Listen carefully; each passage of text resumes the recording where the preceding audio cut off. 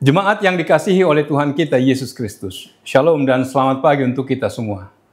Firman kehidupan di pagi hari ini tertulis dalam Kitab Mazmur pasal 32 ayat 5. Dosaku kuberitahukan kepadamu dan kesalahanku tidaklah kusembunyikan.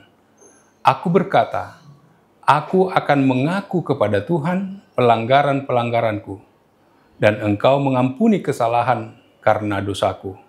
Demikian firman Tuhan. Saudara-saudara yang dikasihi oleh Tuhan kita Yesus Kristus, mungkin kita pernah mendengar perkataan, dosa yang satu ditutupi oleh dosa lainnya, kebohongan yang satu ditutupi kebohongan lainnya. Dosa ditutupi dosa, kebohongan ditutupi kebohongan. Dosa adalah perilaku yang menyimpang dari ajaran Allah. Oleh karenanya, orang yang berdosa hidup dalam penderitaan, kesedihan, kecemasan, kegelisahan, terus merasa bersalah dan ketakutan yang sangat mendalam. Tidak mudah bagi manusia atau seseorang untuk mengakui kesalahan atau dosa yang pernah ia lakukan dalam kehidupannya. Banyak tindakan dilakukan untuk menutupi kesalahan yang pernah dilakukan, seperti penyangkalan akan kesalahan, menyembunyikan diri agar kesalahannya tidak tampak. Bahkan ada tindakan yang menganggap kesalahannya akan tertutupi dengan menyatakan kesalahan orang lain. Semua tindakan ini tidaklah membebaskan manusia dari kesalahannya. Melalui kesaksian Daud dalam Mazmur ini, kita dapat belajar bahwa mengakui keberdosaan akan mendatangkan berkat. Dalam 2 Samuel 11-12 dicatat tentang dosa perselingkuhannya dengan Batsheba. Itu dalam pasal 11. Dan dosa pembunuhan terhadap Uria, suami Batsheba, pasal 12.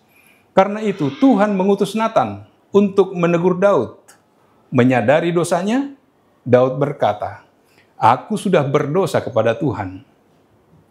Dalam Mazmur 32 ini, Daud memahami bahwa pengampunan yang sempurna berasal dari Tuhan. Maka ia berseru, berbahagialah orang yang diampuni pelanggarannya, yang dosanya ditutupi. Berbahagialah manusia yang kesalahannya tidak diperhitungkan Tuhan. Ia tahu bagaimana rasanya ketika ia berusaha menyembunyikan dosanya dari Tuhan. Makin disembunyikan, makin tertekanlah dia. Karena itu, ia membuka diri dan mengakuinya di hadapan Tuhan. Ketika Tuhan mengampuninya, ia beroleh ketenangan. Bagi Daud, kebahagiaan diperoleh dari Tuhan bila ia mau mengaku dosa dan terbuka terhadap ajaran Tuhan. Kita juga bisa mengalami seperti yang dialami oleh Daud, jatuh ke dalam dosa yang mendukakan hati Tuhan. Dalam 1 Yohanes 1 ayat 9 dikatakan, jika kita mengaku dosa kita, maka ia adalah setia dan adil, sehingga ia akan mengampuni segala dosa kita dan menyucikan kita dari segala kejahatan. Ketika manusia memutuskan untuk mengaku dosanya kepada Allah, yang bersedia mengampuninya dan sepenuhnya menyelesaikan masalahnya. Dengan pengakuan yang sederhana, dosa dan segala aspek tindak lahiriah, ketidaktaatan dan pemberontakan, pelanggaran dan korupsi batiniah, kesalahan sepenuhnya diampuni dan ditutupi, sehingga tidak lagi merupakan persoalan antara Allah dengan manusia. Bila mengampuni adalah karakter Allah, maka sesungguhnya sikap ini menjadi teladan bagi setiap orang percaya. Pengalaman Daud yang menerima pengampunan dari Allah menjadikan hidupnya bersukacita. Beban dosa yang dialami manusia menjadikan hidupnya tertekan dan terkurung dalam perasaan bersalah, bahkan mempersalahkan diri sendiri. Lari dari kenyataan dan menyembunyikan keberdosaan tidak akan membebaskan manusia dari perasaan bersalah. Tetapi mengakui kesalahan adalah upaya untuk mendatangkan damai sejahtera dalam kehidupan manusia. Ketakutan untuk mengakui kesalahan atau dosa, manusia akan menerima hukuman. Tetapi dengan tidak mengakui kesalahan, kita tidak mampu meniadakan kesalahan. Sebaliknya, akan menambahkan beban hidup manusia. Pada dasarnya dan menjadi konsekuensi dosa diganjar dengan hukuman. Namun sebagai umat yang telah menerima pengudusan oleh kasih Tuhan, sudah selayaknya kita menyadari bahwa hukuman sebagai ganjaran dosa kita tidaklah melebihi kasih Allah yang dinyatakan bagi kita. Tuhan memberi kesempatan bagi kita untuk mengakui dosa kita, dan pengampunan akan menjadi milik kita sebagai bukti pendamaian Allah dengan manusia. Allah menyatakan dirinya sebagai penasihat bagi kita, seperti seorang ayah menasihati anaknya agar meninggalkan perbuatan pelanggarannya dan menjadi orang benar dan jujur. Dengan menuruti kehendak Allah, kita akan mengalami dan menikmati hubungan yang baik dengan Allah, yang nyata dengan hubungan terhadap sesama di dunia ini, sehingga sukacita menjadi milik kita. Datanglah pada Yesus dengan kerendahan hati. Akuilah segala dosa dan pelanggaranmu. Janganlah menutup-nutupinya, karena semuanya terbuka di hadapannya.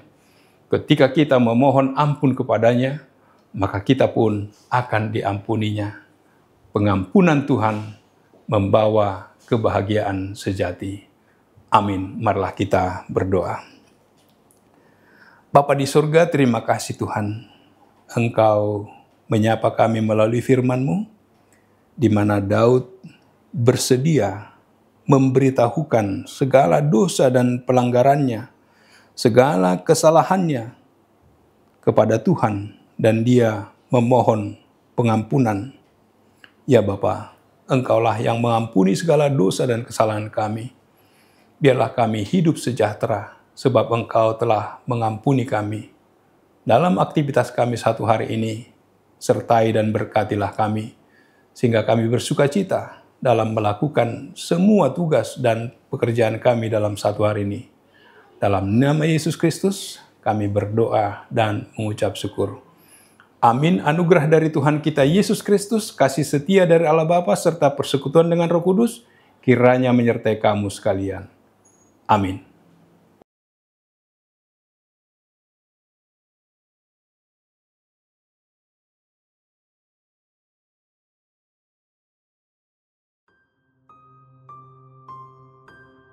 Semua orang tahu merokok berbahaya, tapi kenapa masih banyak yang tetap merokok?